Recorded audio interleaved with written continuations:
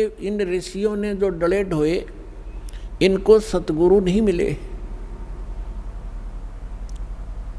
इन ऋषियों ने जो साधनाएं की, एक तो वेदों को आधार माना और वेदों को समझ नहीं सके, क्योंकि परमेश्वर ने आकर स्वयं बताया है कि गुरु बिन काहू न पाया ज्ञान, जो थोथा बुस छेड़े मूढ़ किसाना।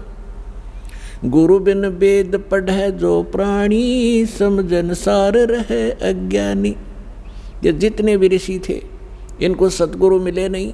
इन्होंने वेदों को सब पढ़ा, लेकिन ये सार नहीं समझ सके इस वेदों का, इसलिए आज तक ये अज्ञानी स्वयं रहे और अपने फॉलोअर को भी उसी अज्ञान से परिपूर्ण कर दिया, और जिसका खामियाना आज तक ये मानव समाज भोग रहा है, भर रहा है। परमात्मा आए, उनको रिजेक्ट करवा दिया नकली ऋषि, महर्षि और मंडलेश्वरों ने, ये कहकर कि ये ज्ञानी है, अशिक्षित है, क्या जाने वेदों और ग्रंथों के गूढ़ रहस्यों को, संस्कृत आती नहीं। और वो संस्कृत के मास्टर कहलाते थे। पुण्यात्माओं, भाषा का जो योगदान है वो सीमित है। अब कोई संस्कृत भाषा जानता है तो इंग्लिश नहीं आती तो अविद्वान हो गया वो। और परमात्मा सर्व भाषाओं के ज्ञाता है। वो चींटी और जितने भी पशु पक्षियों की भाषा भी समझते हैं, मनुष्यों की तो भाषा बात छोड़ो। तो उन्होंने जो ज्ञान दिया था वो हमें स्वीकार्य नहीं होने दिया गया, और वही ज्ञान दया करके परमात्मा लिखवा गए अपनी प्यारी आत्मा धर्मदास जी से। और वो आज हमारे लिए प्रमाण है। उनके अंदर लिखा हुआ वही ज्ञान आज हमारे उन आदरणीय सदग्रंथों में विद्यमान है, जिनको हम सत्य माना करते थे, सर्वोद्धार्य मानते थे, वेद गीता पुराणों के अंदर। तो वो भगवान थे अशिक्षित होते हुए, और इन सब ग्रंथों का के अंदर का ज्ञान वो हमें बताकर चले गए सिंपल लैंग्वेज में। तो वो भी भाषा है, एक संस्कृत भी भाषा है। भाषा का काम अपने विचारों को दूसरे तक पहुंचाना मात्र होता है। अब जैसे संस्कृत भाषा में सभी जो हमारे पूर्व के धर्मगुरु थे, हिंदू धर्म के धर्मगुरु, वो केवल संस्कृत भाषा ही बोला करते थे। सदग्रंथों को उन्होंने रट रखा था, चारों वेदों को भी घोट लिया था, चतुर्वेदी कहलाते थे। 3 वेदों को भी कंठस्थ याद कर लिया था, त्रिवेदी कहलाते थे। लेकिन कख भी पता नहीं था, वो तो गधे की तरह लद्दे अंडे थे। जैसे परमात्मा कहते हैं, पीठ मनुखा दाखल दिए कर्रा खात बबूल। जैसे ऊंट के ऊपर मनुखा दाख लाद रखी थी, और वो स्वयं झाड़ों में मुंह फुड़वा रहा है, और उसके पीठ के ऊपर कितनी अनमोल वस्तु रखी है, कितनी मीठी वस्तु रखी है, उसका उसे ज्ञान नहीं। इसी प्रकार हमारे जितने धर्मगुरु थे, इन सदग्रंथों को ये कंठस्थ याद कर लिया करते थे, लेकिन खाते थे झाड़ बोझड़े, यानी आन उपासना ही किया करते थे। अब जैसे ये हठ योग जो तप किया इन ऋषियों ने, ये कहाँ से बकवाद भाई इनको। इस काल भगवान ने एक चिंता बनी रहती है, काल भगवान को, ब्रह्म को, जिसके 21 ब्रह्मांड में हैं और उसमें से एक ब्रह्मांड में हम रह रहे हैं। उसको ये चिंता बनी रहती है कि यदि इन प्राणियों को यथार्थ ज्ञान हो गया उस परम पिता का, ये सभी भाग जाएंगे, तेरा लोक उजड़ जाएगा। इसलिए इसका भरसक प्रयत्न रहता है कि इनको मिसगाइड रखूं और कोई बकवाद भरवा दूं। साधना करने की इच्छा हो तो गलत करें, शास्त्र विरुद्ध करें, और नहीं फिर जैसे ऋषि महर्षि घर से निकले, साधक निकलते हैं, जो साधना वो कर रहे हैं होते हैं, उनसे कुछ होना जाना तो उनसे होता नहीं। 1-2 वर्ष के बाद फिर उनमें कोई ऐब जरूर होता है, कोई सुल्फा पीने लग जाता है, कोई भांग पी कर टाइम पास करता है तो कुब्द में लग जाते हैं, कोई सिद्धियां प्राप्त कर लेते हैं, फिर एक दूसरे पर प्रभुता फैलाकर जनता में वो प्रशंसा के पात्र बनकर अपना जीवन नाश कर जाते हैं। तो पुण्यात्माओं, इस तत्व ज्ञान से पता चलेगा कौन कितने पानी में और कौन सी साधना सही, कौन सी गलत। जैसे जब ब्रह्मा जी कमल के फूल पर विराजमान थे और उस समय वो कहते हैं कि मुझे नहीं मालूम मैं कहाँ से उत्पन्न हो गया, इस कमल के फूल पर मैं कहाँ से आ गया और कौन मेरा जनक है। तो फिर वो ऐसा विचार कर रहा था, उसी समय इस काल भगवान ने, इनके पिता ने आकाशवाणी कर दी कि तप करो तप करो। ब्रह्मा जी कहते हैं मुझे आकाशवाणी सुनाई दी कि तप करो, मैंने 1000 वर्ष तक तप किया। ये तप करवा कर सिद्धियां प्राप्त करवा लेता है, और जैसे बैटरी चार्ज कर ली तप करके, और फिर आगे फिर दूसरी बार फिर 1000 वर्ष जब तप कर लिया ब्रह्मा जी ने, फिर दूसरी आकाशवाणी कर दी कि सृष्टि करो। सूक्ष्म वेद में कहा है कि तपो तपो कर वाक्य सुनाया, लोक रचो बल मेरी माया। पहले तो कहा तप करो तप करो, जब तप कर लिया, जब कहा कि सृष्टि रचो, तो ब्रह्मा जी ने उस आकाशवाणी जो काल ब्रह्म की थी उसको पूर्ण परमात्मा की मान ली, क्योंकि इनको पता था नहीं कख भी कौन भगवान है, कैसा है। आज तक इनको परमात्मा का कोई साक्षात्कार नहीं हो लिया है। वेदों से तो ओम नाम ले लिया इन्होंने, और ब्रह्मा जी ही इस सृष्टि के अंदर, काल सृष्टि में सबसे बड़े विद्वान माने जाते हैं, और उन्हीं को वेदों का ज्ञाता माना जाता है। अब अन्य जिस भी ऋषि को, मनु को या वासिष्ठ को, जिसको भी उस ब्रह्मा जी ने जैसा ज्ञान दिया, तो उसमें से एक तप भी साथ जोड़ दिया सभी ने कि ब्रह्मा जी को आकाशवाणी हुई थी कि तप करो। ये तप ले लिया चुनक ऋषि ने ब्रह्मा जी का मौखिक, तब तक तो वेद प्राप्त भी नहीं हुए थे। उसके बाद फिर सागर मंथन हुआ था जब 4 वेद प्राप्त हुए थे। वैसे कंप्लीट जो वेद थे ये 5 थे। इस काल भगवान को 5 परमात्मा ने वहाँ से फैक्स कर दिए थे इसके अंतःकरण में। फिर इसके श्वासों के द्वारा ये बाहर निकले थे सागर के ऊपर, और सुसज्जित बहुत सुंदर थालियों के अंदर आए थे। तो इस ज्योति निरंजन ने वो 4 पढ़े, 5 पढ़े इसने। तो 5वें जो वेद था उसके अंदर उस परमात्मा का विशेष ज्ञान था। तो इसको चिंता बन गई कि उस परमात्मा की इस प्रकार जानकारी प्राणियों को होगी, ये सब भाग जाएंगे।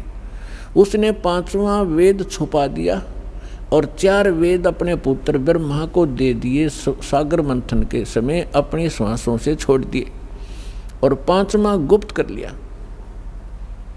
उसकी अक्षति पूर्ति करने के लिए स्वयं परमेश्वर को आना पड़ता है, उस 5वें वेद को, तत्व ज्ञान को बताने के लिए। तो जो दास आज कंसेप्ट क्लियर करने जा रहा है कि आपको वो स्थान मिला, आपको तत्व ज्ञान मिला, तो आप कितने शुभ संस्कारी प्राणी हो। सभी बहन भाई बुजुर्ग बेटी माई बाई सभी जो यहाँ पहुँचे, चाहे कोई दुख में आ रहा है, चाहे कोई ज्ञान समझ के आया है, या किसी भाई बहन के कहने से इस पवित्र स्थल पर पहुँचा है, तो यहाँ आने के बाद अपने आप इस रंग में रंग ही जाता है 1-2 बार सत्संग सुनने के बाद। आज सब बुद्धिमान समाज है, तो जो प्रसंग चल रहा है हम उसी पर आते हैं। तो इन्होंने ब्रह्मा जी से प्राप्त उस ज्ञान के आधार से चुनक ऋषि ने तप सेलेक्ट कर लिया, और वेदों से ओम मंत्र, तो गीता अध्याय नंबर 7 के श्लोक नंबर 18 में कहा है कि ये ज्ञानी आत्मा हैं तो उदार मीन समर्पित हैं परमात्मा के लिए। हजारों वर्षों तक तप किए, साधनाएं की, सूख कर काटा हो गए, प्रवाह नहीं की, चाहे जान भी जाओ परंतु परमात्मा मिले मोक्ष हो। लेकिन किक्कर बबूल का बीज बोके और आम की आस करना महामूर्खता होती है। इसी प्रकार इन ऋषि महर्षियों ने ओम नाम का जाप, ये बबूल का बीज बोया। हठ योग करना भी ये बबूल का बीज है। इसकी साधना करके ये पूर्ण मोक्ष की आशा में बैठे, 1000 हजारों वर्षों तक चुनक ऋषि साधना करते रहे। गीता अध्याय नंबर 11 के श्लोक नंबर 32 में गीता ज्ञानदाता कहता है कि अर्जुन मैं काल हूँ और सब लोगों को अक्षय करने के लिए, इनका नाश करने के लिए अब मैं परिवर्त हुआ हूँ। तो श्री कृष्ण जी तो पहले ही विद्वान थे श्री अर्जुन के साथ, क्योंकि उसके रिलेटिव थे, अर्जुन के साले थे श्री कृष्ण भगवान। और वो श्री कृष्ण नहीं, उसमें वो काल बोल रहा था, जब कहता ये देख मेरा ये वास्तविक स्वरूप है और मैं काल हूँ, 1000 भुजा है उसके। और गीता अध्याय नंबर 11 के श्लोक नंबर 21 में अर्जुन कह रहा है कि भगवान आप तो इन सभी ऋषियों को खा रहे हो, सभी देवताओं को भी खा रहे हो, सिद्धों के समुदाय आपके सामने हाथ जोड़कर खड़े हैं और वेदों के सूक्तों से आपकी ही स्तुति कर रहे हैं और आप उनको भी खा रहे हैं। तो गीता अध्याय नंबर 11 के श्लोक नंबर 32 में गीता ज्ञानदाता कहता है कि मैं तो काल हूँ भाई, और इन सब को खाने के लिए अब प्रवृत्त हुआ हूँ। तो गीता अध्याय नंबर 11 के श्लोक नंबर 47-48 में ये गीता ज्ञानदाता कहता है कि ये मेरा वास्तविक रूप है, मैं ऐसा हूँ जो अब तुम्हें दिखा है, और मेरे इस रूप के दर्शन तेरे अतिरिक्त पहले कभी किसी ने नहीं हुए और आगे नहीं हो सकते। मैं ना किसी जप से, ना तप से, ना किसी क्रिया से और ना किसी वेदों में वर्णित विधि से मेरी प्राप्ति नहीं हो सकती। ब्रह्मा जी ने 4 युग तक साधना की, नहीं मिला। आखिर में आकर अपनी माँ को झूठ बोल दी कि मुझे प्राप्त हुआ, क्योंकि वेद उसने पढ़े थे और वेदों में परमात्मा साकार है।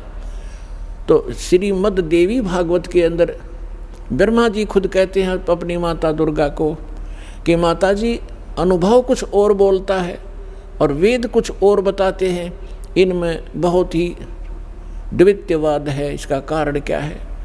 तो दुर्गा को उस काल ने धमका रखा है कि खबरदार जब मेरी किसी को भी तूने जानकारी दे दी, मैं गुप्त रहूँगा और मेरा भेद किसी को नहीं बता देगी। तो उसके डर से देवी उसको गोलमोल कर देती है कि मैं ही सब कुछ हूँ, मैं ही ब्रह्म हूँ, मैं ही सब कुछ हूँ, ऐसे गोलमोल कर देती है। फिर भी ब्रह्मा जी कहते हैं कि अनुभव कहता है, अनुभव हम करते हैं तो मिल नहीं रहा, और वेद बताते हो साकार है, एक स्थान पर बैठा है। तो ये दोगला सा ज्ञान है माता। तो कहने का भाव ये है कि गीता ज्ञानदाता कहता है कि मैं ना वेदों में वर्णित विधि से, ना किसी जप से, ना तप से, ना किसी क्रियाओं से कभी नहीं प्राप्त हो सकता। तो इसलिए गीता अध्याय नंबर 7 के श्लोक नंबर 24 और 25 में ये खुद कहता है कि मैं अव्यक्त हूँ, अपनी योग माया से छुपा रहता हूँ। ये मेरा अनुत्तम विधान है, अटल विधान है। अनुत्तम तो इसलिए जब माता पिता है और बच्चों से भी गुप्त है तो कोई न कोई दोष है उसके अंदर, वो अच्छा आदमी नहीं है। इसको श्राप लगा हुआ है, 1 लाख मानव शरीरधारी प्राणियों का आहार करता है, जिस कारण से छुपा बैठा है। कहीं पता लग गया तो एक भी नहीं तेरी पूजा करेगा, तेरे इन सब देवी देवताओं को भी भूल जाएंगे। इसलिए गुप्त रहता है, ना अपने देवी देवताओं को, इन सबको, किसी को, पुत्रों को भी इसने भेद नहीं बता रखा। ये स्वयं स्पष्ट कर रहा है गीता अध्याय नंबर 7 के श्लोक नंबर 24 और 25 में कि मैं ये अबुध है, ये जो जन समुदाय सामने खड़ा है, ये मुझ अव्यक्तम माम अव्यक्तम व्यक्तिम आपनम मनन्ते अबुध। ये मूर्ख मुझ